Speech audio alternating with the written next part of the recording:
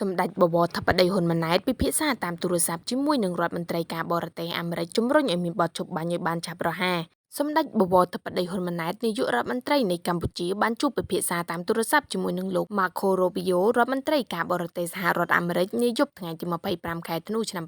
2025ដើម្បីពិភាក្សាអំពីការវិវត្តសភាពការតាមបណ្ដាព្រំដែនកម្ពុជាថៃ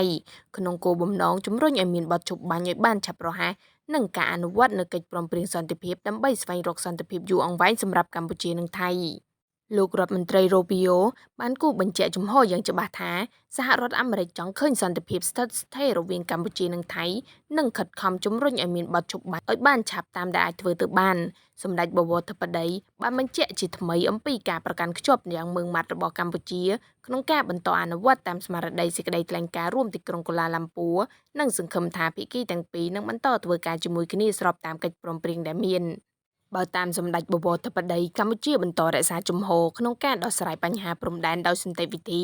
ដោយអនុលោមតាមកិច្ចព្រមព្រៀងនិងយន្តការដែលបានឯកភាពគ្នានាពេលកន្លងមករួមទាំងសេចក្តីថ្លែងការណ៍រួមទីក្រុងកូឡាឡាំពួរដើម្បីដោះស្រាយបញ្ហាព្រំដែនកម្ពុជានិងថៃនិងកសាងសន្តិភាពយូរអង្វែងរវាងប្រទេសទាំងពីរ។